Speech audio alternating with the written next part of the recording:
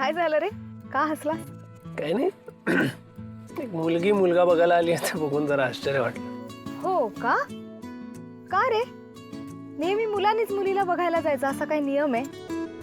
आणि लग्न झाल्यानंतर मुलगी मुलाच्या घरी राहायला जाणार असते, तर नवरा तिच्या पसंतीचा नको? हो, चिल चिल. मला तसं म्हणायचंच नव्हतं अगं. नाही नाही, जाऊ दे. तुझी काही चूक नाही त्यात. पुरुषांना मुळात अशी शिकवणच दिलेली असते. अरे बरं ते सोड. मला सांग, लग्न संस्थेबद्दल तुला काय वाटतं? वाटायचंय काय?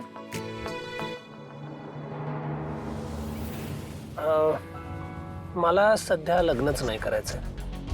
का रे? बरं आहेस ना? हा म्हणजे आहेत, माझी काही कारणं आहेत. ऋषी, काही गोष्टी वेळच्या वेळीच झालेल्या बऱ्या असतात. आणि मला विचारशील तर मला तर तू बघता क्षणीच आवडला होता.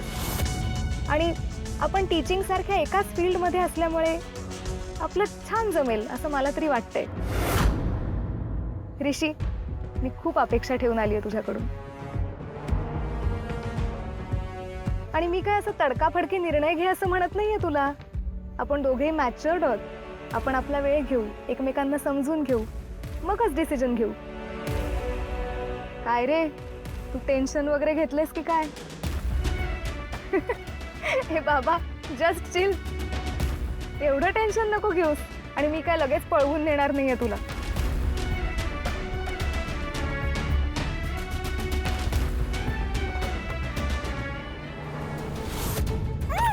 ए गप्प बस ना, गप्प बस. बाहेर जायचंय?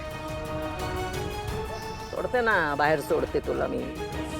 पण आई, मला हे कळत नाही, आपण हिला घेऊन कुठे चाललोय? आहे ना तुझ्या हातात बंदूक, घे आणि घाल हिच्या डोक्यात एकदाची. आणि मग ना पुलावरून पाण्यात फेकून देऊया हिला. काय बोलतेस?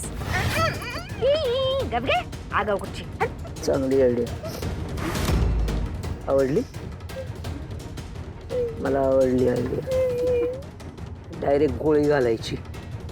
थांब ग, थांब. रस्त्यावरची वर्दळ बघ, जरा गर्दीचं ठिकाण नको. जरा थोडंसं निर्जन स्थळी जाऊया. बरोबर गोळीच घालते तिला. आता नाही मी सोडणार आहे तिला. घे घे, नाव घे, नाव घे. मगाशी राहिलं होतं तुझं नाव. नाव घे.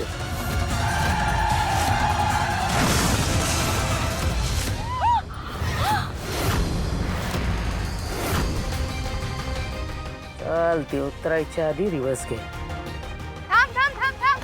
मागे जाऊ नकोस, उतर आधी खाली.